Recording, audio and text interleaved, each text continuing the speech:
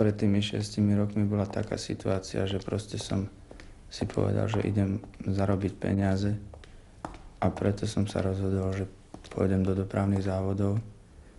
I keď dnes s odstupom času a s nabratím tých skúseností, ktoré mám, by som nikdy nepovedal, že tie peniaze budú tak tvrdo zarobené.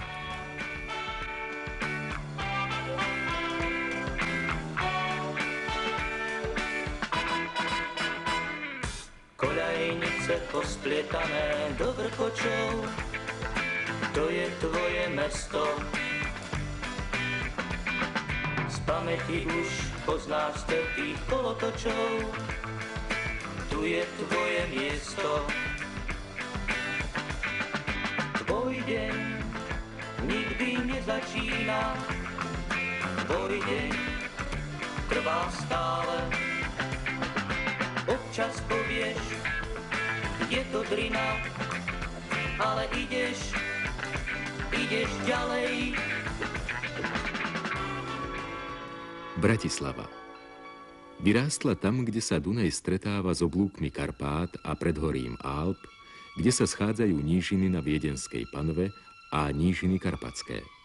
Práve táto jej zemepisná poloha ju už v dávnoveku predurčila na to, že sa stala dôležitou križovatkou ciest. Rastúci význam mesta, nároky na dopravu, ale najmä celkový vývoj si vyžiadali, aby magistrát postavil oceľový most cez Dunaj pre cestnú i železničnú dopravu. Dokončili ho v decembri roku 1890.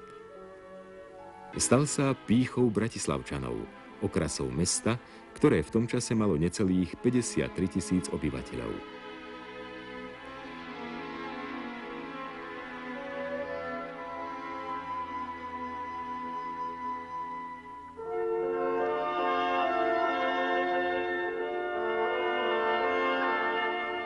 Tento most v podstate vytvoril predpoklady pre vznik Šafárikovho námestia. Vznikla Štúrova ulica, vytvorila sa i nová vnútromestská trasa. Vybudovali sa 3 trate, ktoré spolu merali vyše 6 kilometrov. Z tohto miesta roku 1895 vyšla prvá električka do bratislavských ulic vtedajšieho Prešpórka, riadená riadičom Františkom Svobodom. Boli to električky pre 15 ľudí. Bratislavské električky, patriace k najstarším v Európe, za rok previezli na 3 tratiach až 1 000 000 ľudí. Vozový park pozostával z 5 motorových a 4 vlečných vozidiel. V roku 1898 bola založená Bratislavská účastinárska spoločnosť pre elektrické a dopravné podniky. Pribudla ďalšia trať od Michalskej brány po Račianske mýto.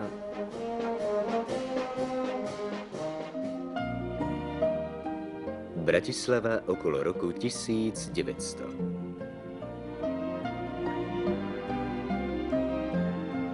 Počet obyvateľov približne 65 000. Počet osobných automobilov dal by sa hádam zrátať na prstoch jednej ruky. Keď som ja nastúpil do dopravného podniku, tieto električky boli už na ústupe a boli likvidované. Posledná ešte jazdila Šafárikovo námestie, Novomestská stanica. V tom čase, keď sa chcel dostať do dopravného podniku, musel byť podostojníkom, tá samozrejmá vec, teda skúšaný bol z maďarčiny, z nemčiny, lebo Bratislava bola ako trojjazyčné mesto. Zaujímavým dôkazom o vzraste bratislavskej dopravy je napríklad aj tento súdny spis z roku 1926, ktorý som pri svojom nástupe našiel v písacom stole. Podľa tohto spisu, z tejto jedinej meniarne, ktorá tu vtedy bola, bol napríklad v marci 1926 celodenný odber 1687 kWh. Za včerajší deň sme zaznamenali z tejto istej meniárne, a dnes ich takýchto máme spolu 10, celkový odber 16 200 kWh a celá mestská doprava spotrebovala 106 900 kWh elektrickej energie. V roku 1927 sa v uliciach mesta objavili prvé autobusy. Ich počet z roka na rok stúpal. Potom sme dostali autobusy.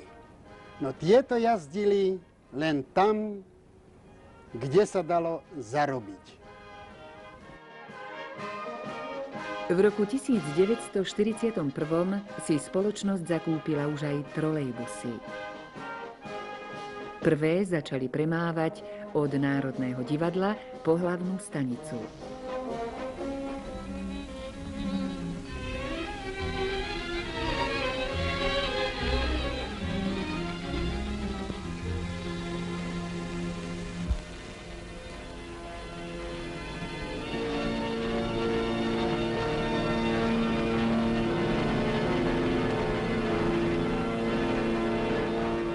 Od oslobodenia prišiel podnik pod správu Mestského národného výboru. Počas prvej päťročnice sa zdvojkoľajnili všetky trate a vozový park sa rozrástol na 139 vozidiel. Počas druhej päťročnice sa dopravná sieť ešte rozšírila. V ďalšej sa už stretávame aj s prvými samoobsluhami vo verejných dopravných prostriedkoch. Vystriedal som tu všetky základné profesie. A verte, nie je to ľahká práca. Naši ľudia nastupujú skoro ráno do práce a končia neskoro v noci. Voľno majú každý 6. víkend.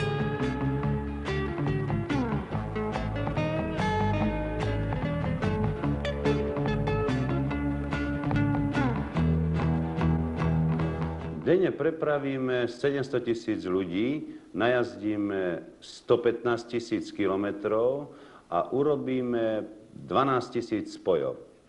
Od roku 1945 zrástla doprava 6-násobne. Do roku 1980 zrastie doprava až 10-násobne.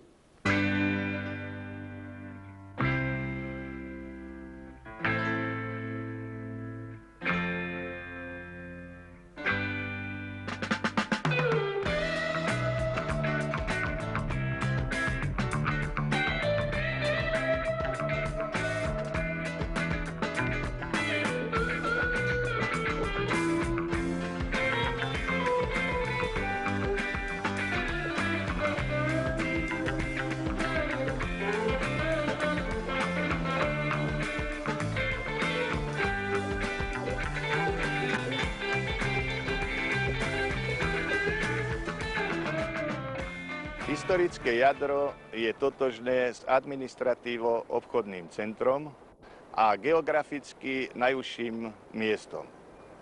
Doprava je sústredená do jednej lokality, ktorá nám už narobila nemalo problémov. Toto mesto má tvár motýlka.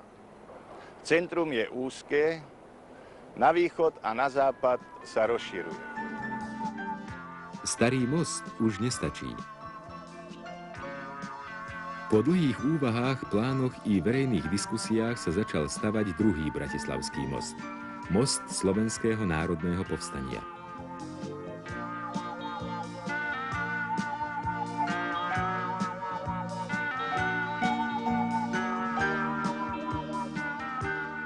V roku 1972 po 10 ročiach preklenul Dunaj v Bratislave nový most.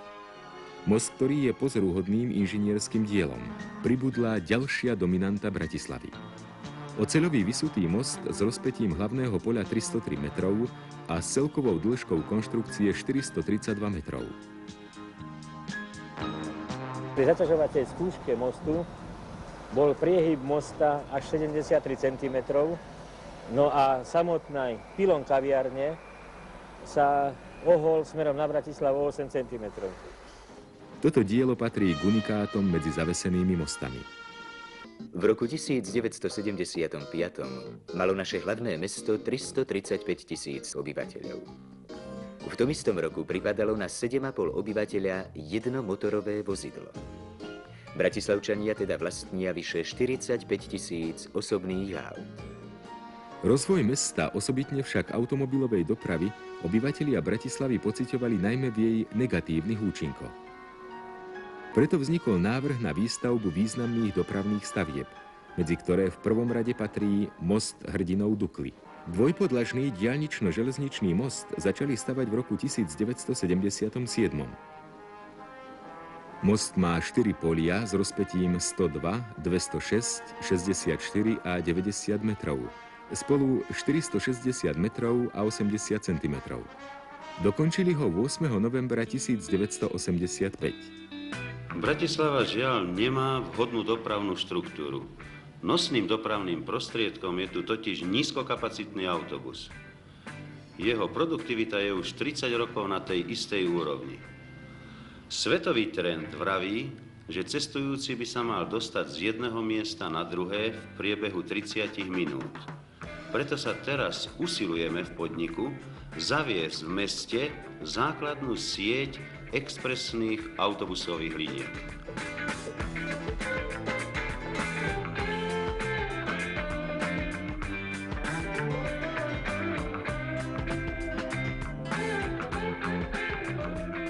Ešte bol most hrdinov Dukly vo výstavbe, keď sa na stoloch projektantov zrodil ďalší, most mládeže, v poradí už 4.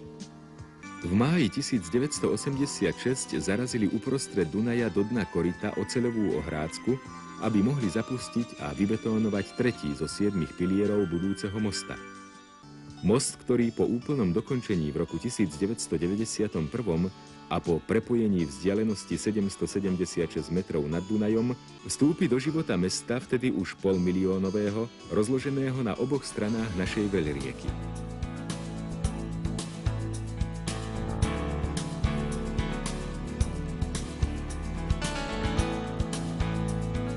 Aj ďalší most je produktom prudkého rozvoja osobnej dopravy a stále širšieho zabezpečenia hromadnej dopravy. Spolu s nevyhovujúcou dopravnou infraštruktúrou v centre Bratislavy si situácia vyžiadala výstavbu nového mosta cez Dunaj. V poradí už 5. Na zasadaní mestského zastupiteľstva bol schválený v januári 1998. Po dlhých debatách a anketách ho nazvali mostom Apollo po zbombardovanej rafinérke. Celková dĺžka premostenia aj s estakádami je 835 metrov. Hlavný mostný objekt je dlhý 517 metrov a tvorí ho 6 polí. Najdlhšie má 231 metrov a je zavesené pomocou 66 lán na 2 vo vrchole spojených oblúkoch. Tak ako ostatné mosty, má aj tento svoju technickú raritu. Bol postavený na brehu Dunaja a špeciálnou technológiou otočený k jedinému pilieru vo vode. Slávnostné otvorenie mosta prebehlo 5. septembra 2005.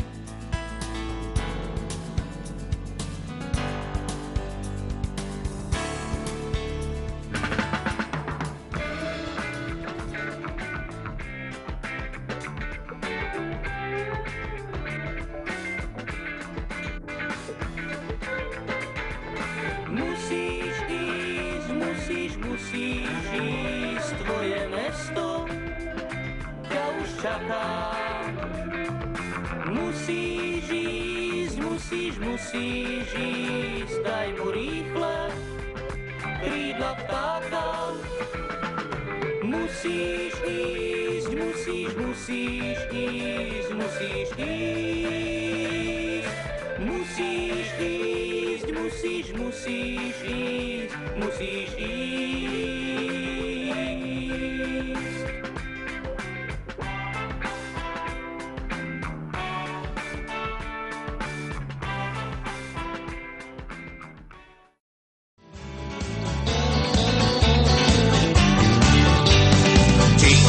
Zavriem dvere, pičí, je špička, asi sa dnes ničí. Pred cestou sa ešte všetci spolu preženú. požehnáme, šlapnem na plyn a tak veselo si zaspievame. My sme Beusáci, chlapci z Trnávky, hlavou prechádzame v rámci premávky. Dvorí Petr Žálka, hlavná stanica. Čo tí pasažieri, na nás sa mračia, neradi vraj počúvajú, postupujte ďalej. Nestojte mi tam pri dverách, spadne na vás trolej. Náš autobus fičí dole Šancovou, pri tržnici čaká Jarka s Kamilou.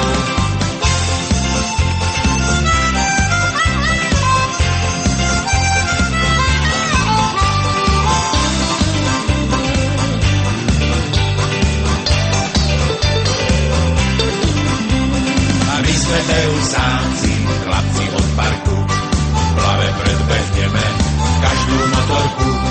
Lamač ruky háje, aj ten nový most, občas toho máme naozaj už dosť.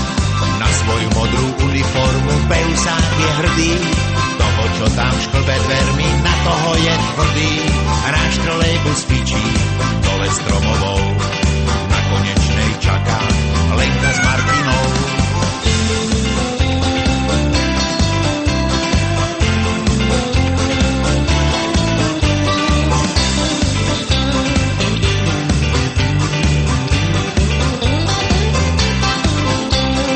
My sme Beusáci, chlapci od hrádze, hlavu obchádzame, no kto to dokáže?